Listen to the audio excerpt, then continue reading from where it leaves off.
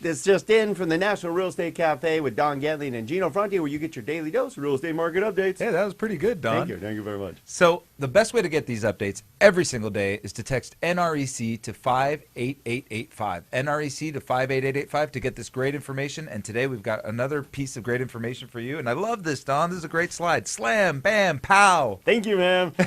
Everybody's thinking, well, what's that from? Batman in the days, but you younger folk are going, what the heck? Yeah, this is not a slide for millennials, but if you ever read the Batman comic books or watched the show, you know what those were.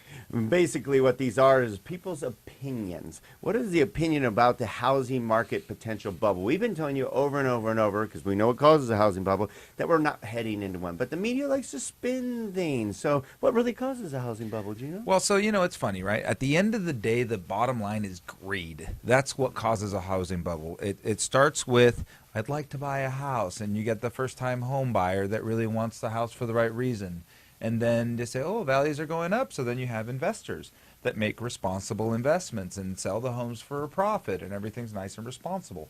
And then it starts picking up steam, and as you see transactions start to happen over and over again, it becomes a Ponzi scheme. That's what ends up happening, Don. Well, basically, like you said, greed. Then speculators come in where they're going to figure on buying a home, and it's going to automatically go up, and they're going to sell a home, plus loose lending. Mm-hmm. We had a lot of that where people are purchasing homes they really couldn't afford.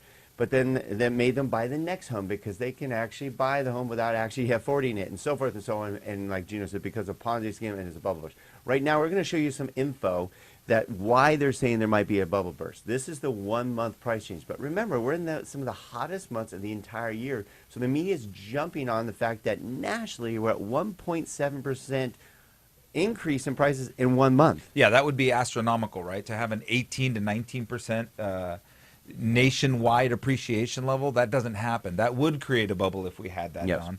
But this is, again, this data is from the best months of the year. If you looked at January, you look at December, February, that whole corner up in the upper right-hand side of the country where we're seeing 2.3 and 3.9 and all that, when it becomes the frozen tundra, that's the worst part of the country. Right, California's only at 0.5%. Yeah. So let's see what some of the experts say. All right, we'll start off.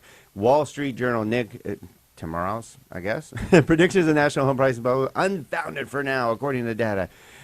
We have, I don't really see it as a bubble. My view is that we are away from another housing price bubble. Jack Gutenberg, he's a professor of finance, at Wharton School of University. He pretty much knows what he's talking about. These are all really smart guys, Don. I'm not even going to pretend that these guys don't know more than we do. They're economists. They're chief economists. And look, to have a bubble, you need to have construction rates higher than the perceived demand. This is really good, which is what happened in 2003 to 2007. Right now, however, we have the reverse of that. So unless builders are building too much, it becomes supply and demand. This goes all back down to the basics. Right now, there's still too much demand and not enough supply. When you see the tables turn, maybe it'll be different. Hey, look at this next slide. So why have prices been increasing? Boom, just what you said, Gino. Yeah. Boy, he's smart. It's all about supply and demand, and the builders are taking their time with jumping back in the market. We're not going to have an oversupply. So right now we're looking good. It's a great time to buy. We have more, Jonathan Smoke, Realtor.com, chief economist. So does that mean we're in a housing? Nope. That just means what happens when demand increases faster than supply. Now, let's be honest. Yes, we are creating a bubble. That's what we're supposed to do.